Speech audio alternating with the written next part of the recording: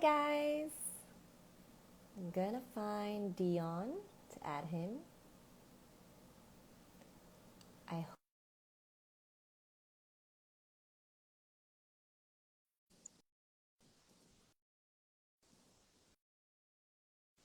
Hi everyone! Thank you so much for joining. I'm waiting for Dion to come on. And my name is Shemaine, and I'm the CEO and co-founder of Cult Creative. Can you guys hear me? If you can hear me, just give me a thumbs up or some emojis. Yeah, okay, cool. I see some fire. All right, while we wait for Dion, I'm gonna do a quick introduction. My name is Shemaine, and I'm the co-founder and CEO of Cult Creative. And you are here with me to watch Spill the Sea with Dion of Ilustrasi. I'm so excited to have him on today because it's our first international speaker. We've been wanting to speak to really amazing Indonesian creative leaders, and Dion is somebody that I've been hearing so much since we launched in Indonesia a couple months back. So Cult Creative is a career discovery platform for Southeast Asia's creative workforce. You can network, you can find jobs, and you can collaborate with freelancers as well.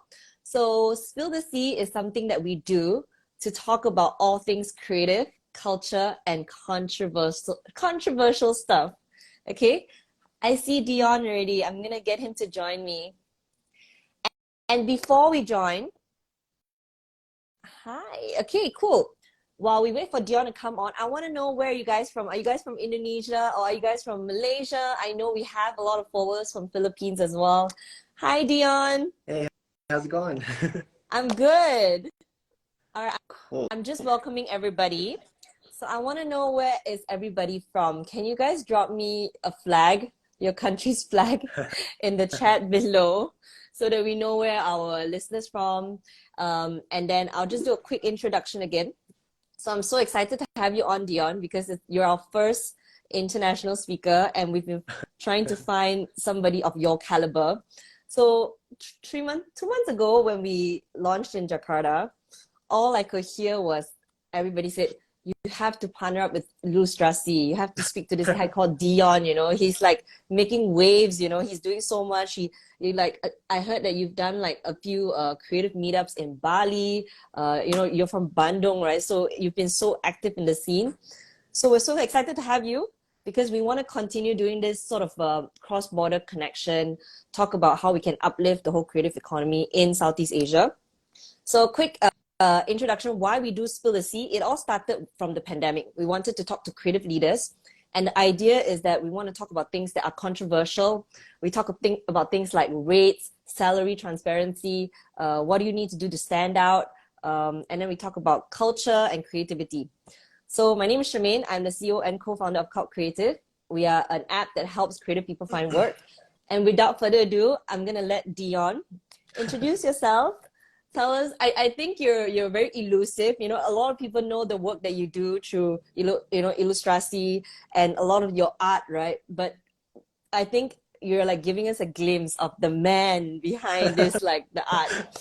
So tell us in your words. I feel like I can't do it justice. I know that I can say, award-winning illustrator, designer, founder of Illustrasi, but I think people want to know from your voice, like, who are you? It's always kind of weird to introduce myself just because I think when people look at my work, Mm, in a way they see the way I think. yeah. Not exactly like my work is me, but the way I make my work, the way I make my posts in Illustracy, everything is always just how I would think, Yeah. you know. So yeah, I'm an illustrator. I work in Bandung. I used to study in the States, in Florida, and then the pandemic hit, so I went back home, um, and I still work for like editorials, books, publishers, basically, because my agent is there. But when I came back, I was like trying to connect with illustrators from Indonesia, and I started getting a lot of questions. I think because people didn't know that I was Indonesians, right? Mm, Until they saw me like posting things from Indonesia. So they began asking questions like, oh, how do you get your work? How do you get noticed? Um, and then I started noticing that, oh, you guys didn't, I think people don't have faith that they can um, make it in the world Yeah. as an illustrator. Like it's always that like starving artist Yeah. stigma, right, around it. Yeah. But my school, the whole like marketing thing was like uh, shattering the myth of starving artists. So they taught us like um, how to make money Mm. through our art. And okay, so I thought I would start sharing what I know, what I learned, and how I learned that people don't need to be in a certain geographical region to Mm. work for a certain company or client. So I Yeah. started sharing that in another account, Illustracy, Mm. and I think that just resonated with a lot of people because people has always had this mindset that, oh, you're gonna starve, you're Yeah. gonna not make it in life. Yeah. So that's how it all started. I wanted to add just now when you said that, people look at your art, it's so personal, right? You actually, because a lot of like creatives pour their emotions and a lot of their ideas into their work. And when people see your work, you suddenly realize that, man, people know a lot about me without actually meeting me because of the way I think. Because I realized that some of the, I think one of your piece, you said that instead of looking at death as a certain way, there's different ways of looking at death. I think I read it somewhere in one of your posts. Right, right, So right. it Yeah, feels kind of personal, right? So how do you get into that? How do you encourage your students or even your followers, like how to switch that mindset up instead of seeing things in a different light? so I think like my serious art journey, right? Yeah. It started back in high school. We talked about Mhm. it. Um, Yeah. and like back then it was all about like fine arts, talking about Mm-hmm. who you are, your identity, your context, your social, cultural background and everything. Yeah. That was fun, like to kind of like dig who you are and insert some of your I don't know how, I guess like some of your fingerprints into your work. Mm-hmm. But after working as a commercial illustrator, you realize that you don't have to talk about yourself to show that it is you talking about something. Mm-hmm. Like you can be discussing about, I don't know, you can be discussing about art with me and discussing Yeah. about art with a politician, and you can see like what kind of point of view they bring to the table, right? So I think one thing I would encourage people to do is that, especially if you do commercial arts, whether it's animation, whether it's illustration design, Yeah. just Yeah. think of how you would solve a problem Yeah. or what kind of point of view you would want to bring into your work, because that is more you than talking about like, oh, I'm an Indonesian, or I'm talking about like I'm a boy or whatever. Yeah. That is literally talking about you, but the way you speak about something, the way you view a certain point of view, a certain problem, that would be your best unique selling point, because that will differ you from other people, from AI, from all the trends that's happening in the industry. Yeah. Yeah. You're exactly right. I've been, guys, by the way, Dion and I, this is the second time that Dion and I are talking. The last time we spoke, it felt like a long phone call that we're catching up. So I wanted you guys to like hang out with us tonight and like, feel free to drop your questions in the chat box. We will go to them later. But I was just talking about AI as well, and I was telling my team that, what sets creatives apart is our emotional intelligence, empathy, that human connection. AI can't replicate that. So whatever you said just now is spot on. I wanted to bring us back to that conversation that we talked about from, let's go rewind, okay? Let's rewind of Dion in school and how did he end up in art? Was he always an artist, or did his parents always wanted him to be that? I don't know about your parents. My parents were so strict on me. They're like, oh, go to science stream, go do physics or biology. I was terrible at it, but they still forced me to do it. How was your upbringing and how did you choose art? Well, it's funny that you're asking about whether my parents are supportive or not, because like they saw my post about this, and they start blasting it into different like WhatsApp groups, and I was like, I'm flattered, but I'm also kind of like I didn't. shy, I, you know. Is But auntie and I uncle think here today? I don't think so. I think my mom is probably, but I feel like they've been they've been very supportive with my Mm-hmm. art journey, and it's not like well, it's not like they know that I'm going to make it as an artist, right? But they just know that I like it. Like they know I like art. So I think the way they um, brought me up wasn't like you have to be this specific person, Mm. but you just have to try your best in different things. And when you find something that you're really good at, you know, might as well like go all in on that, you know? Oh. Yeah. So, um, well, at first, when I went to Singapore for middle and high school, I took art as a subject, right? And that Mm. was like kind of like the door to enter this whole world. But then, um, when I decided to go to university, like I feel like if there's any Singaporean here, you will probably think the same. Like it has to be the good university. You have to have like good prospect for jobs and all that. So I could go back to like a university in Singapore and have like a full scholarship. But at the same time, I felt like I strongly want to do art for a Mm-hmm. living, but I don't know how to make a living using art. So I thought to myself, like, what kind of job would actually pay me as an artist?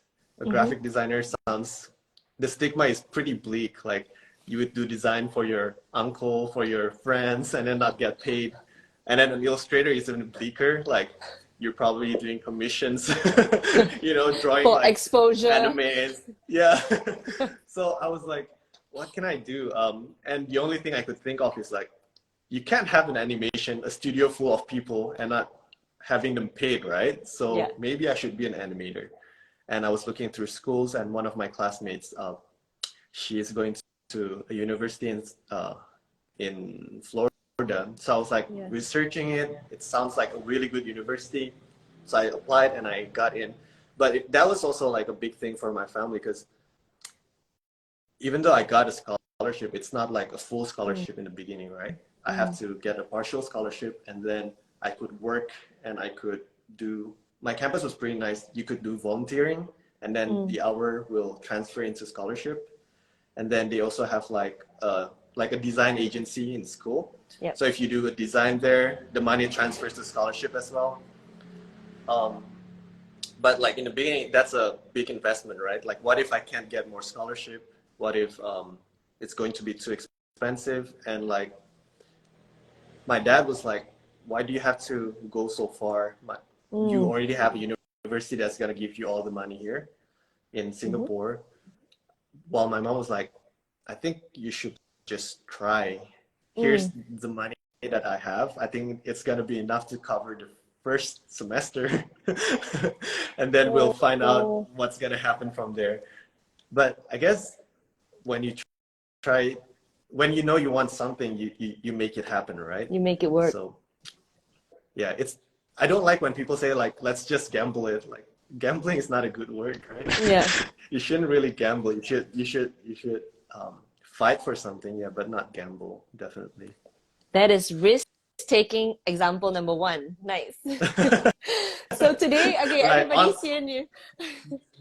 That's number one already. Okay, so a lot of people are joining in, and I just want to like do a recap on what we're talking about today. Today we're speaking to Dion from Illustrasi, and of course, award-winning designer and illustrator, and we're speaking to him about risk-taking and tenacity.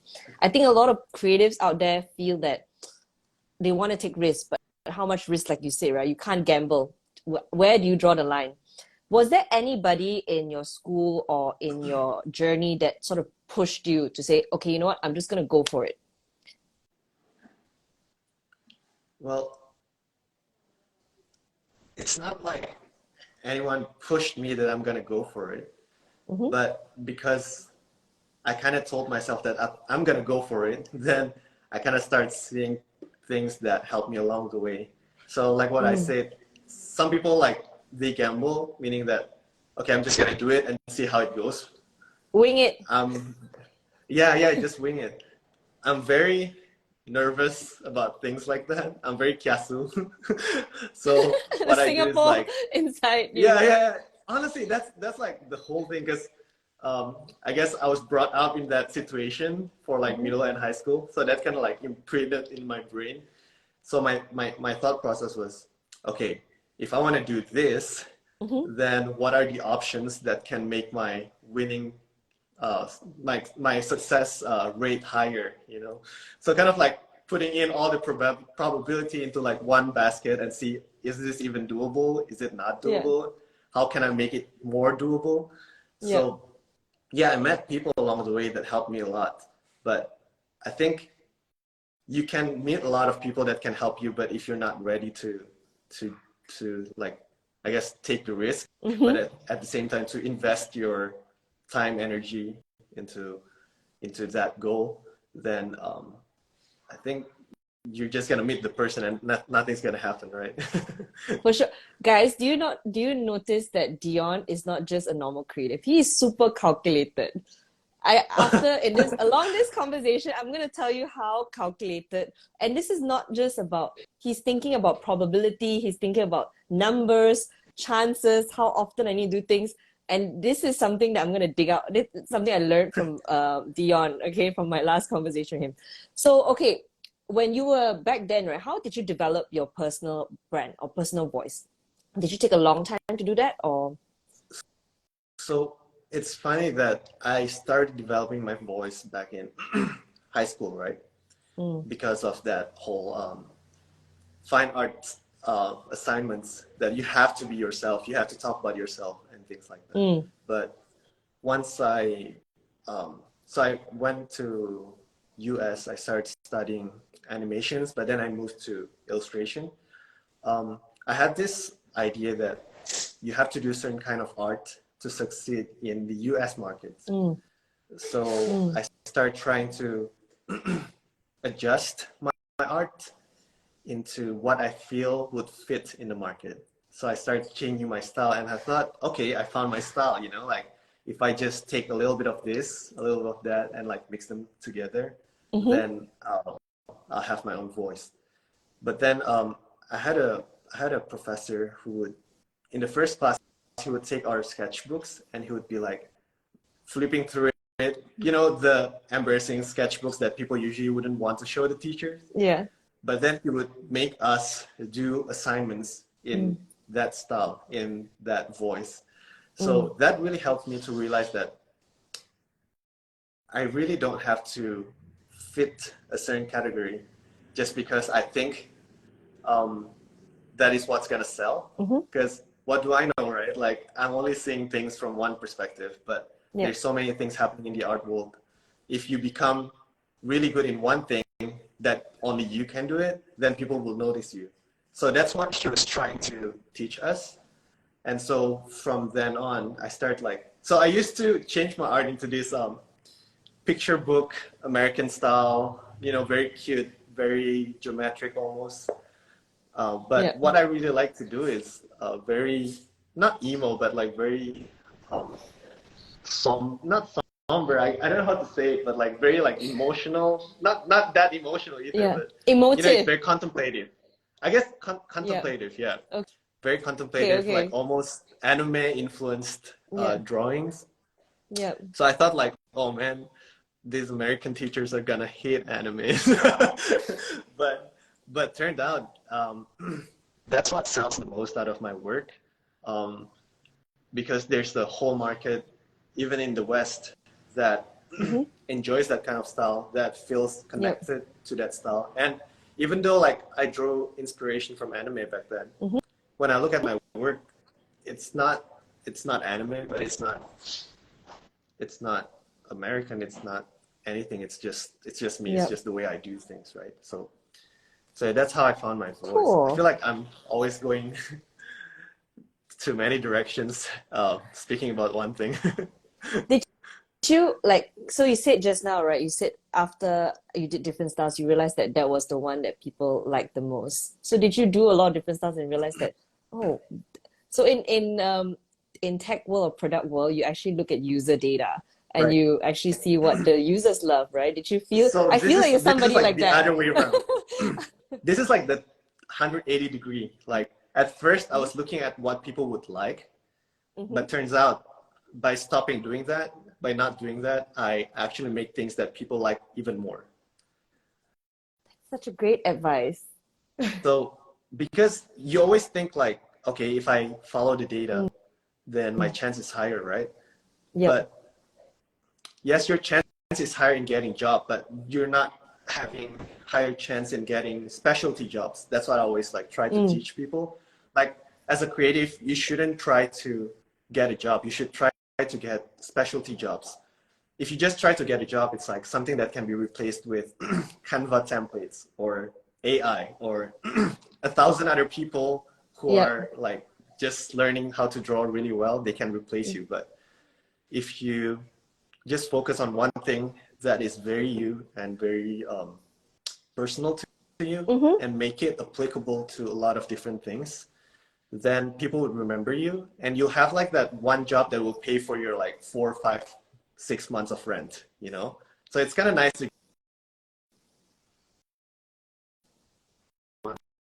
and that's what I always try to push people to do. Um, because there's a lot of jobs like that out there, but not a lot of people willing to Mm-hmm. show their personal branding that strongly Mm-hmm. to secure that kind of job. Yeah. That's such great advice. On that note, I'm gonna jump into the job. Dion has led me to the next topic, and we're going to jump into jobs. And with somebody actually dropped the note. Yes, Cult Creative is a networking app where you can find regional jobs. We've just launched in Indonesia. We're opening up a lot of remote opportunities, project-based opportunities for freelancers. So download the app on the App Store and Play Store. So going back to jobs, right? How did you get that internship, that dream internship in Net Geo? I think a lot of people are like, how did you get there? That is a dream Can, job. can I be honest that that wasn't really my dream job? Oh, like like you said, I mean, I didn't hate it. I like working for them, but like you said, it was a mean to an end. My dream job is always to have like the full independence in creating mm, work. Um, and I felt that at that time, to be able to do that, I should get as many clients as possible in the US. mm, And to be able to get clients in the US, I have to get a visa, right? You can have the mm, lottery-based visa or talent-based visa. The talent-based is the one that I was going for, but the thing is, you have to have like mm-hmm. published works, you have to have exhibitions, you have to have like basically you have to make them think that you're really really good. Valuable. um, yeah. They have to think that you're valuable. Yep. So I tried to, because as a student in the States, you can't really take jobs Mm-hmm. unless you're outside the States. Yep. The only thing you can do it is by taking internships or going back to your home country and then having something that's quite credible. Mm, I could intern in any other studios in Indonesia, but I thought, what's a name that can be recognized like globally? So I went with National Geographic. At that time, there's also I guess like a mentor to me. He's now working mm-hmm. in a studio, but he used to be an illustrator for National Geographic Indonesia. So I thought, okay, let me Nice. try to intern for them. It doesn't really matter Yeah. like how much they pay, as long as I Mm, can get something published in National Geographic. So that's when I applied, and turns out that National Geographic in Indonesia is not as complex as it is in the US because it's just a mm, subsidiary, right? So yep. that's not a, I guess it's not as hard as people think it would be, but you still have to be able to do what they need you to do, right? So Yep. I basically just applied and talked to the people Yep. there because I already had like an insider vouching for Yep. me. But yeah, that's how I got my National Geographic internship. So I know it's kind of like anticlimactic, but um, but as I said, there's a lot of like means to the end along the way that happens. That it seems like, oh, that's an achievement, but um, it's part of the puzzle, I guess. I'm gonna talk about manifestation. I think there was one big thing that we talked about manifestation in our last conversation. So we'll talk about it later. I feel like you've manifested a lot of things in your life. So, but before we go there, I really wanted you to share with everybody here about how you relentlessly emailed people for 1 whole year. Can you tell us that story? Because that is a story all creatives need to hear, okay? Yeah. So it's not just me. It's me and a few other of my friends. Yeah. We basically would just compile all the art directors, editors, producers' emails into this giant spreadsheet. And every day for our senior year, we would just Yeah. keep sending 10 emails a day to all these different people, telling them like, oh, we're currently a student, but we have a portfolio we'd like to show them. And then later on, we'll be like, oh, we're updating our portfolio. Here's some new works that we have. And then around spring break, we kept emailing people asking if they would be okay if we buy them coffee for us to just chat about work. um, but yeah, basically we did that for one entire year, every single day. But it's kind of nice because I had my best friends. They were like, so we pushed each other doing that before we actually do our project. So Yeah. thinking about it now, I'm like, I don't think I want to do it again. Because it's a lot of email and you're not trying to send just whatever emails, right? Yep. You want to make sure you understand the person. Yep. You talk about something that is relatable to them in the email, Yep. telling them like, oh, you've seen their work from where, why you like it, and why you think you want to learn more or you want to collaborate with them. Mm-hmm. But yeah, that was a long process. And from what, 3,650 emails, right? I probably got like 20 replies, 20, 25 replies. But doesn't mean that Mm-hmm. they forgot about me. Like 2, 3 years after that, I still got emails from people that I emailed during my senior year. They're Yeah. like, oh, I remember you. Like, now finally I have a project for you. Are you still down? And Amazing. right, but the sad part, sometimes I'm like, oh, I would be down, but I don't have the time slot for the project. So, but that just kind of like shows sometimes you might have to do extra work and it might not show you like immediately what you'll get, but Yep. it will lead you somewhere. Yeah. I just want to highlight and echo that, what Dion is trying to say is you're planting the seeds, right? Of Yeah. you building that network, down the line, people do remember you. That boy that sent me his portfolio in his final year with his friends, checking in on me, understanding my needs. So I think a lot of creatives feel that, oh no, I'm just gonna get it when I need it. But actually planting the seeds now, putting yourself out there in the right places, meeting the right creatives will get you the job down the line. So cool. Yeah. What was the biggest what came out of the 3,650 emails? Did you get any job immediately or down the road only? Well, not from the initial emails, but Mm-hmm. after graduating, right? I asked people to, would you be down for me to buy you coffee and just Yeah. chat? Like that's like 2 weeks after graduation, I flew to New York and was like, okay, I need to meet people every single day. I know it Nice. sounds very Singaporean, right? Like very kiasu, like, oh, I have to grind, I have to I have to do everything I could. But I guess for me at that time it was survival because I Yep. didn't have that much money. My Mm. family wouldn't also doesn't have money to back me up. Yep. So the only thing I could do is to find job quickly. I was You kind of you be secure because I had a part-time job in a studio mm-hmm. at that time, but that's not something I want to do for my entire life. I Yep, want to be a freelancer. for sure. So those 2 weeks, I met with a lot of different art directors, and I was quite lucky because one of my teachers, his wife Mm. was the illustrator for the Harry Potter novel covers. Cool. So he hooked me up with her editor, Mm. and so I met him. And it was kind of like he was like, okay, cool. Yeah, thank you for showing me your work. And I didn't know if he liked it or he didn't like it.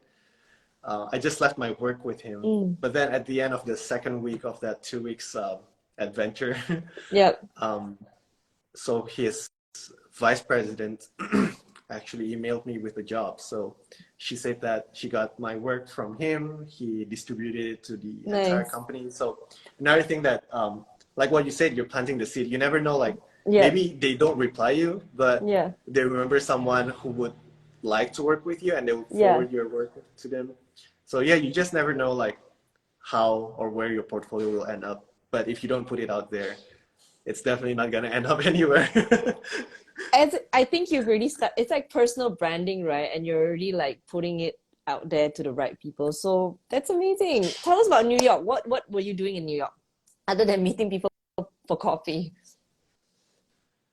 Um, Other than meeting people for coffee. You lived in Brooklyn for a while, right? Yeah, yeah. Well, that 2 weeks, other than meeting people with coffee, I ate like bok choy and eggs to save up money. But literally, I was just like meeting people for the first 2 weeks, and then for the rest of it, I was basically working in the studio called. They're a production house called PsyOp, like Mm, psychological operation, PsyOp. cool. They're really cool and very commercial based. I worked there 3 days a week. And then for the rest of the days in the train, I'll be doing my commercial, not my Mm, freelance work. The first few freelances were book covers. mm, And then I started getting editorial freelance. I think editorial was a little slow for me because yep. my work is very young-ish, Mm, but at the same time, it's not lifestyle, but it's not yep. kids. So it's Yep. hard to fit into a category in Mm-hmm. editorial. But um, other than that, I was trying to build my editorial portfolio because I have things that I'm interested to talk about, not in a young adult voice, Yeah. but in a more serious manner. Yeah. So by making more of that, I guess I start landing more editorial work that's more Mm-hmm. mature and more like, I don't know, I always get works that are like very emotionally difficult. Yeah, What does like, that mean? things like murder or like Death? economical crash or like, Crash? yeah, like COVID, things like that. I guess that with your emotive Yeah, illustrations, yeah, it yeah. makes it lighter. Yeah, it Maybe.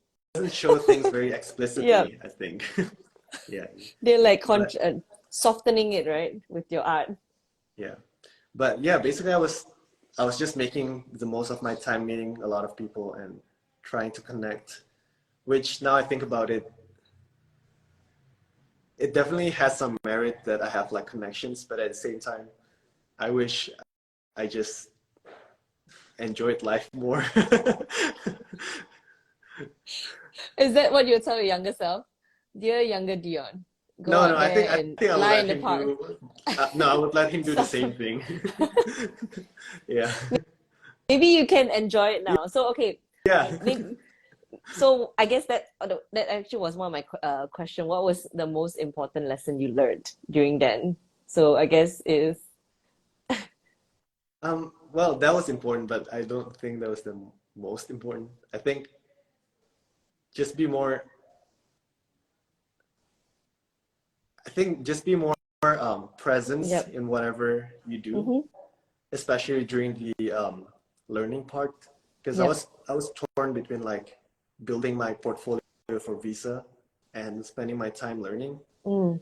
Now, if I can rewind, I would just focus on learning, and then I Immerse would go yourself. back home. Yep. Yeah, go back home because COVID is gonna happen, right? And then Yeah. during COVID, apply for that visa because I think I would still be able to make it even though I didn't start early. Yeah. Cool. Dion, how do you stay like tenacious and motivated even though you're doing so many, I mean, you've done from like testing out, trying to get that internship to like dealing with different editorial pieces. Like, how do you stay that motivated and that tenacious? I think a lot of it is my coping mechanism. So like, I think I grew up a little bit.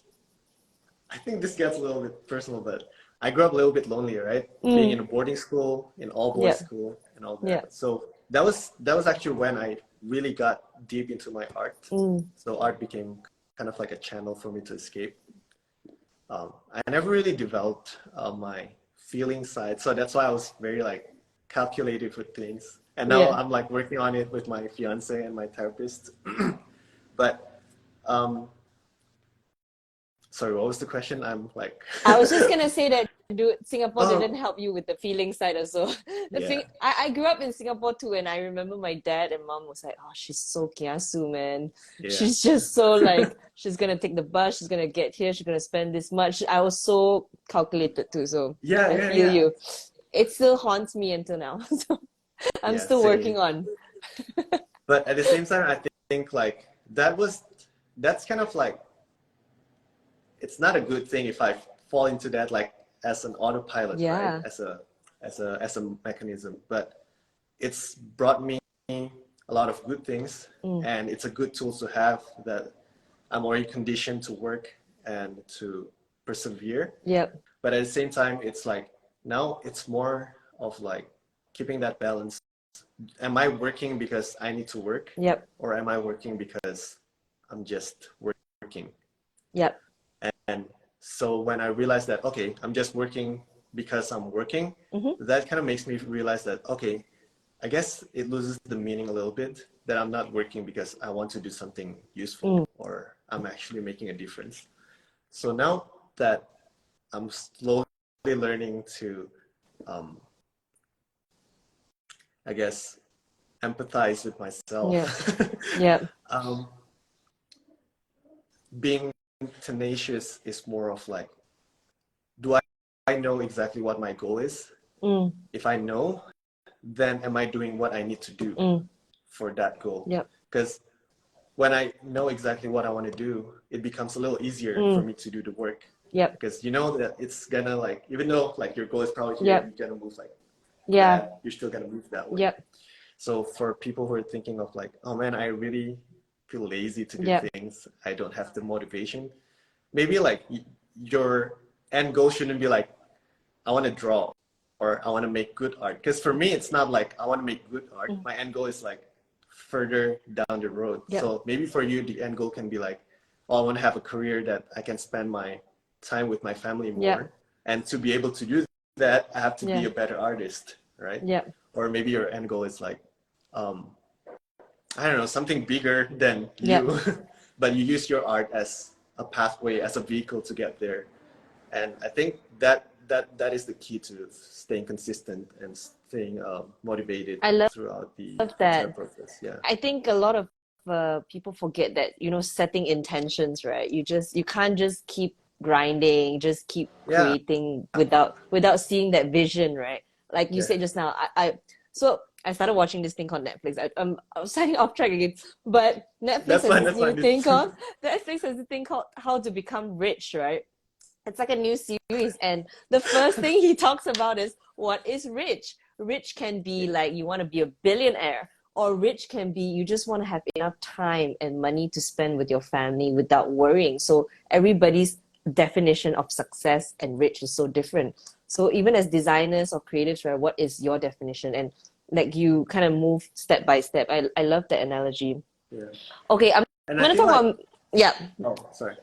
And I think like a lot of people, they look at like artists like Kim Jong-gi, right, for Yeah, example, and they think like, oh man, like he devotes his entire life yeah, for art, and yeah, that's the way to go. But like for 99.999% of us, life is yeah, not art, right? Even for me, life is not art. yeah, Life is like, for me, it's like spending time with my fiance, yeah, spending time with my family, playing sports. yeah. So like, you should try to find something else other than art or design or creative stuff as your Yep. end goal. Yep. Because people who like, oh, I want to be a billionaire. Yeah, there are some people who just want that and they Yeah. hit that, right? Yep. But I feel like if you just hit something that's so like expedient like that, Yep. somewhere along the way you would lose track and you'd start like questioning, why am I even doing this for? Yep. Yeah, so just find something that's not art that you're interested in and make that a more meaningful goal. Because like art is meaningless if you just do it for its on its own, Yep. right? Like you I'm can make gonna it cool, I'm gonna but segue to Illustrasi now because you talked about making a difference and you talk about doing art beyond just art, right? You've actually made a business out of it. yeah, It's an yeah. education platform already. So tell us about how are you making a difference on Illustrasi? Because you mentioned that a few times just now, making a difference, impact, Right. meaningful. So these are some of your keywords. So lately I've been questioning myself, like, am I too outspoken? Am I like not researching enough? But like I feel that a lot of the time, Mm-hmm. people who really like doing illustrations and want to do illustrations, they aren't able to do that in Indonesia because the market is not ready for it. Mm-hmm. But we can't wait for the market to be ready for it unless there's a movement, right? Yeah. So I think what I'm trying to do with Illustracy is like educating as many people as possible Yep. to realize that art is a commodity. You can Mm. make money out of it, Yep. and you shouldn't put like that, like, I don't know, pedestal on it that, oh, you can't value art. Only certain people need to enjoy art. Um, I want it to be like, or even like, you have to erase that stigma that if you're an illustrator, if you're a designer, you're working as your passion. So Mm. that's your passion is your Yep. salary in a way. You shouldn't Yep. get like good enough You salary. won't I feel like be it's taken professionally or yeah. seriously. I feel like it's just as valuable and Yep. as professional as other professions. Yeah. Maybe it's not as risky, Yeah. but it has its own risks and it has its own how do you call it, like mastery that you have to have. So yeah, I'm trying to make people realize that, one, it's not easy to be Mm-hmm. able to do good work that will get paid for, Mm-hmm. because a lot of these schools, they're like, oh, become a great illustrator in like blah blah blah blah blah blah, get a job in 6 months. I'm like, that's kind of like Make a lot of BS, right? money. Yeah, it's Get on a BS. book. Like in my classes, I always say like, I'm not guaranteeing you that you Mm. will get work, Yep. but I will tell you the things that would help you get closer to there. But I'm not Nice. telling you that you will get a job, like you will get a work. Yep. You might not get a work if you're doing it wrongly, you know. But yeah, I'm just trying to make people be more critical, Mm. not just in terms of like drawing, in terms of illustration, but I guess in terms of thinking in Yep. general. Because Thoughtfulness. yeah, like a lot of people are like falling into,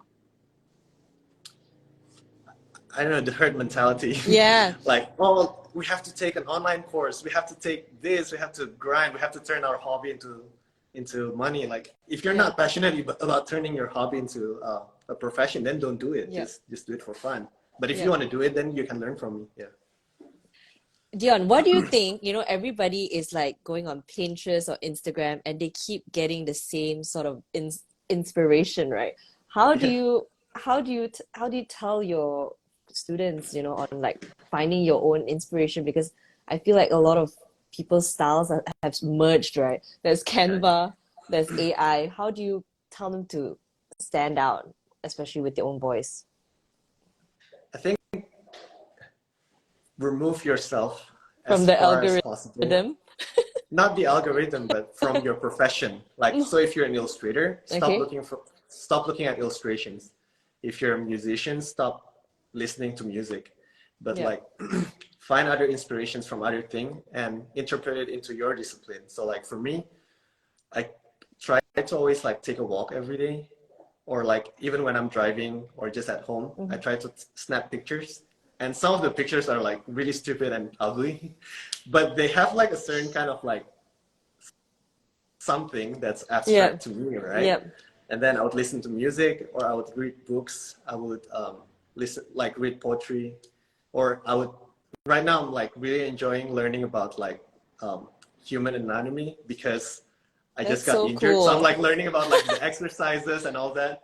But like, how then are you going to change all this like information from different Yep. worlds Yep. into your discipline? So how am Yep. I turning like these weird photographs into illustration? How do I use like my injury Yep. as part of my illustration? Or how do I like listen to the music and turn it into images? And I think that can work for everything, right? Like you can look Yeah. at an image and then turn it into music, Yeah. or you can look at a photograph and turn it into a play. So Yeah. basically, that would keep you different from other people who are like, oh, this is how to draw hand. I'm gonna put Yeah. this drawing hand method with this one and then like make it somehow like different, but it's just the same thing. You're just putting one and one together, Yeah. right? Yeah. I have I have a suggestion. I've been listening to podcasts from different people. I used to do all this like startups or like, creative business. And then I was like, this year I'm gonna listen to space podcast. I'm gonna talk about rocket science. I just want to Yeah. do something, learn something completely different that can spark some different because I realized that one whole year last year, all I talked about was like cult creative people, business, startup, and I stopped talking about other stuff that was cool. And people were like, oh my God, here she goes, cult creative again. I know, I So know. I was like, this year I'm gonna listen to different podcasts and it has to be different. So that's why I'm watching how to deal with financial management on Netflix. Like, I used to listen to a lot of podcasts, Yeah, right? Until this year, I started working like side by side with my fiance, yeah. and she always has meetings every day, and she works in finance. So now she's my podcast. So I'm like, oh, okay, so that's how you do it. Oh, so that's how you value a company. Oh, that's interesting. Right? It's a Yeah, different yeah. perspective. And that Okay, kind of really like infuses things into my work too. So yeah. nice. All right. Thanks, Dion. Okay, so everybody, we're called Creative. We're a networking platform for creative people to find work. We've got a lot of Indonesians here, and we've got a remote opportunities on Cloud Creative as well. So I'm gonna jump on the last question that I have, and after that, I saw Dion. We have a lot of questions from the audience, and one of them was AI. Let's talk about manifestation. I thought that was a big thing that we kept going back to. So what is your thoughts on manifesting the life that you have right now? And like throughout your journey, right, of different like in Singapore and then jumping from, animation to illustration, Yeah. was manifesting a big part of your day-to-day life? Sounds so So woo. like as a kid, right? Yeah. The only thing I thought about was like, man, I really love my hometown. I'm Yeah. gonna grow up here, get married here, live here my entire life, and be like a Oh. true blue, like Bandung person. Yeah. Yeah. So that was like my whole like mentality because I really truly enjoy like the weather here, the Yeah. scenery and all that. But then I had to go to Singapore Mm-hmm. and then I moved to the States. And in a way that kind of was like, oh, am I like detracting from my childhood dream? And Yep. I guess I still have that like vision that I Yeah. want to be back Yeah. here because it's nice here. And that was like the first like vision that I have. That's So so cool. then in middle school, I really liked my art teacher, right? So I was like, oh, I really want to teach too. Like he made a difference in me. So I hope I Yeah. can make a difference in other person. So I had this like, okay, somewhere along the way, I want to be doing something in education field. Yep. So I think that kind of happened, right? Like I went back home. I'm working. I have like if I'm just staying here as an Indonesian, Yep. um, living in my hometown, doing Mm. what everybody else do, maybe I won't Yep. be able to enjoy it as much as I do now because I Yep. have more like freedom, I have more free time, and I've experienced different places that I know that I really like this place. Yep. And at the same time, having that thought that I want to be able to teach people kind of translates into me building illustration, right? So I think you don't really have to have a clear goal of what you Yep. want to do, Yep. but you need to have I guess a dream Yeah. for your life, not like for your job or your career. A career is just part of your life, but what kind of life ultimately you want to have, right? What kind of Yeah. world you want to live in, Yeah. and you can make that change in that world. It's not like you have to follow other people's rule.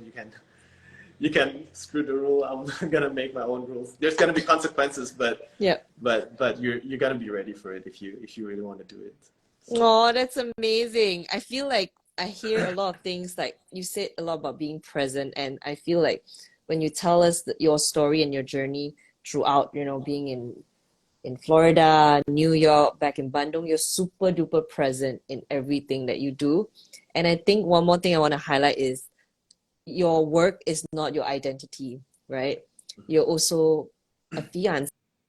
You're also, you love different stuff. You're trying to learn about finance. I feel like sometimes people get bogged down into my work is me, and Yeah. then beyond that. So that's such a great story. Thank you. Thank you for letting me rant about all these things. Okay, so we've got a question from Pei. Dion, based on your experiences and observation, what are your golden rules when it comes to narrowing and marketing your niche or brand? Wow, big question. Well, my golden rule is the niche should really be yours. It shouldn't be borrowed from someone else. Mm-hmm. So you shouldn't see like, oh, that person is doing something that's really cool. I want to do that. You can stop at that person is doing something really cool and just stop there. Yep. Don't make it yours. Yeah. And then think of like what kind of cool thing that you can do on your own that's just as cool as that person, but Mm-hmm. your own. And once you find that, the only rule that I have is that you are able to apply it to real life um, functions, like Mm-hmm. whether it's commercial functions, whether it's whatever. Basically, it has to have a meaning in the world. It shouldn't be just like something that you enjoy. Well, you can do that if you're a fine artist, right? Yeah. But I mean, it's gonna be harder to make a living out of it because there's no real function. Yeah. That too. Those two are my golden rule. One is like finding the niche that's really yours, not borrowed. And then the Yep. second one is actually having a function that can be attached to whatever you do. Yeah. Cool.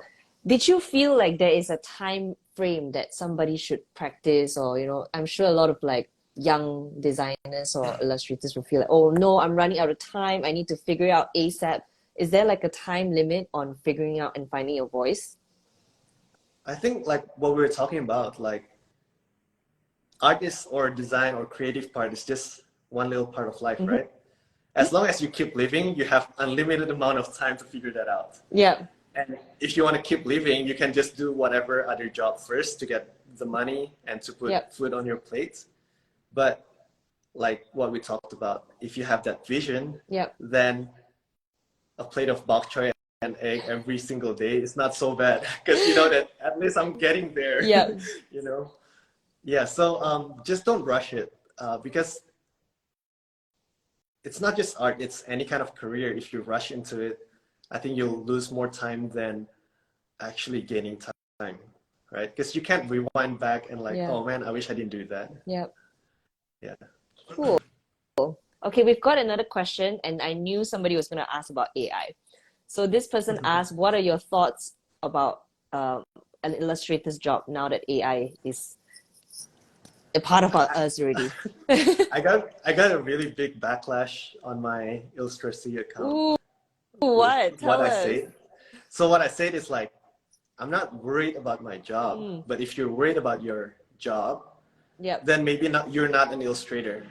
Maybe you're like a drafter. Maybe you're we call it like tukang gambar, like someone who draws. Yep. Like you're a drawer. Yep. Because I think what makes an illustrator is not it's not the media that you use.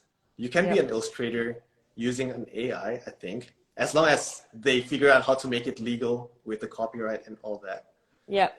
Because like if you're talking about, but it's not original. Well, Mm, the oil painting brush strokes that you use in digital work is also not real oil paint, right? yep. But you can manipulate it so that it's yours. And it's the same thing with AI. As long as I just feel that AI currently is still premature for us to Yep. use it, Yep. but they already make it so widely available. I don't know Yep. why. So I don't think it will replace an illustrator's job, Mm-hmm. but it will create different set of jobs. Like maybe an artist used to be like, Donatello, like Michelangelo, Yeah. right? And people who are like really that good will still survive now, but Yep. people who are not that original, Yeah. people who don't have that personality, who don't have that niche, they would Yep. be moving to different fields. So I think that's the same thing with illustration or animation or whatever. Like AI will replace the number of like open seats in the job, but it's not gonna eradicate the jobs. Like there's still gonna be illustrators, but then people who are like drafters maybe then would become something else in the future, or they'll have to learn something else. So yeah, I guess it's gonna take a lot of jobs, but it's not gonna. It's how do I say it? It's not killing the profession. Yeah. It's making it more competitive and it's making it more pure in a way. I totally agree. I totally think that it goes back to your point just now about how you need to take the time to listen to your own voice and see how you set yourself apart. Because if you're gonna write that same prompts on AI, then you're gonna create the same visuals or same ChatGPT stuff. But if you insert more the right questions, the right emotion, the right EQ, then it sets you apart. And I totally agree. I think I had the same conversation with Cien, our community lead, this morning about whether AI is good. Should creatives integrate AI in our work and make us more competitive? If not, it's just I feel like it's almost the survival of the fittest after this. And I think like maybe I'm too like idealist, right? But you don't even have to use AI in your work to be competitive. Like if you bring back Van Gogh now, he wouldn't be able to use Illustrator, he wouldn't be able to use Photoshop, but he would still sell like crazy, right? Yeah, so I think as a creative, it's really like, not just as a creative, as a human right now, right? Because so many things very like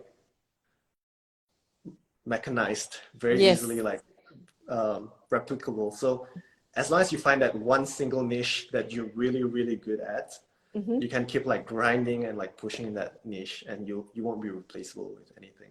Nice. All right. Guys, do we have any more questions? I think so far we don't have any more questions already, but I'm also mindful of the time. I have 3 more minutes left with Dion.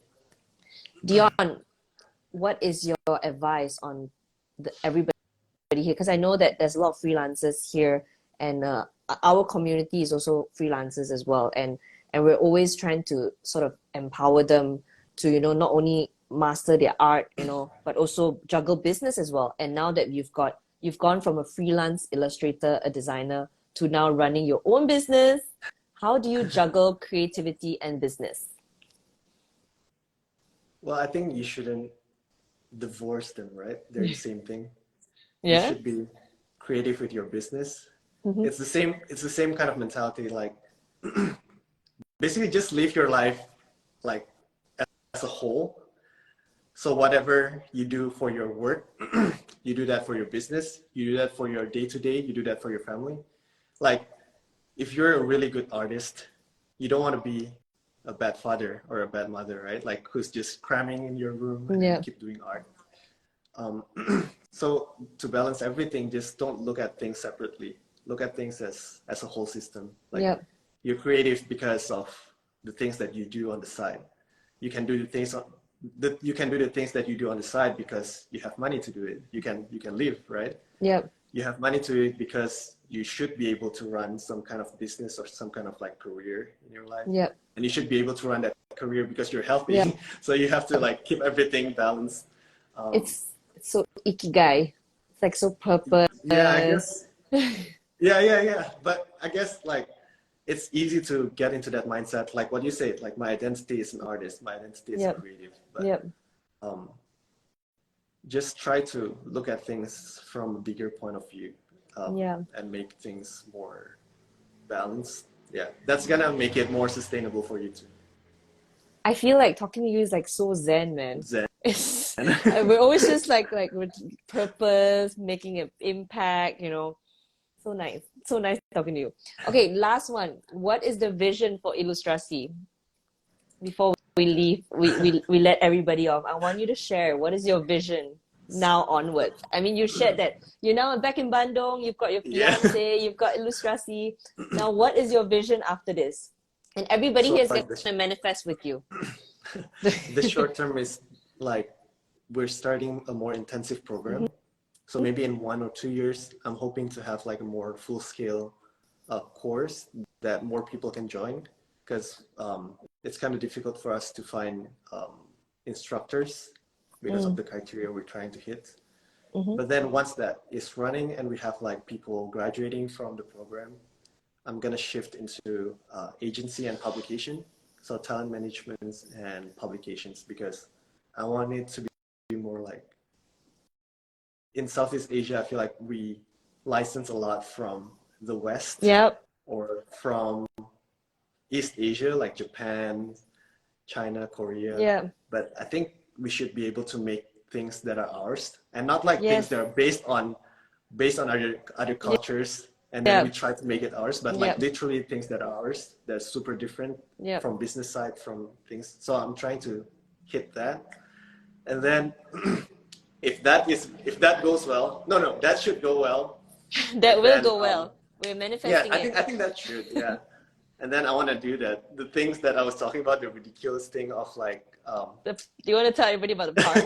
yeah, I would start like opening parks in Indonesia. That's like, so cool. like city parks, yeah, for people to actually, it's kind of like an equalizer, because you know in Southeast Asia, people drive, and then like the rich is just there, Yeah. and then the not so much would be like down there. But then Yeah. in a park, people would actually meet and collaborate. Yeah. So I want to have more of that public space. Same kind of like discomfort that people will have to go through in order to enjoy something that's beautiful. A park is not discomfort.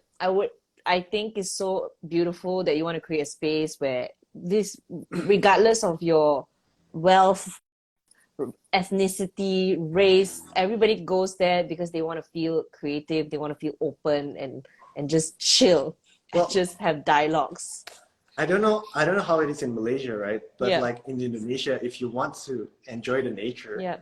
you have to go through like this discomfort of like going somewhere and actually finding the place. Yeah. But then the rich people could just pay like a really nice villa somewhere, or Yeah. a really nice private beach somewhere. So I Yeah. want to have like parks that are really nice that rich people want to go there, but you Oh. have to go through the same level of discomfort as normal people. Regardless, right? You just have to go through the same thing, right? Exactly, yeah. Cool. Dude, everything that you said just now is the same as what we're trying to do at Cult Creative. So we're trying to position, so we've always been in Malaysia, but now we've launched in Indonesia, and we're trying to position Southeast Asian talent is just as good as like what you say just now, West talent or whatnot. And people everywhere can work with us, and because of our culture, because of our heritage, and also Yeah. because of our differences. Oh, we have one last question. I think it's about your fiance. Do you see it? Hey, hello, Dion. You said you have a fiance now. I want to ask about how do you keep on your good relationship with your fiance until now? That I heard you and your fiance has different feels. I mean, I'm not interested in her because of her field, right? I I think it's the same mentality. Like, look at her as a person. Just look Yeah. at life as a whole thing, you know? Yeah. Like, don't look at it as one thing. Oh, I have to find a partner that is this. Like, yeah, just look at the whole thing. What is your favorite character about your fiance that keeps you guys good? I think I'm gonna help our friend re-angle it. We're actually very different, and in a way we trigger each other, but at the same time we like allow each other to like move up. We self-actualize together. Yeah, I That's think so that's good. You that's guys, what I really like. Yeah. you guys are on the same journey, right? Even though you're different people, but you're Yeah. on the same sort of trajectory. I hope Yeah. that answers your question. All right, guys. It's 10:05, almost 10:05 already. I'm so grateful to have Dion. I feel like we're on that same phone call. We're just catching up and like 60 people Yeah. are watching us. I want to come to Bandung next, okay? I will see you hopefully in the next few months in Bandung, Yeah, okay? let And me if know. you ever come to Malaysia, let us host you, okay? And everybody else, thank you so much for joining us. Thank you for your questions. Cult Creative is a career discovery platform. We help creative people find work in Southeast Asia. We have, Dion, right now we have companies from Malaysia, Singapore, and Australia. They are looking for remote designers and a lot of social media content creators. So guys, get on the app. We're same sort of mission. We want to empower creative people to be more independent, to have financial sustainability, and be expressive as well. So thank you so much, Dion, for joining us. I Yeah, will thank you see you for in having me. Bandung, Yeah. and you will see me in Malaysia. If not, we'll see each other online. Yeah, cool. Thank you so much for having me and like for making it making the platform definitely because I do feel that Southeast Asians have this like we shy away Yeah. from the rest of the world, but I think yeah, we could do it. So yeah, thank you so much for making that platform. Thank you. As someone just said, it's so soothing and helpful. Your voice is so soothing, right? Everybody is so chill to talk to Dion.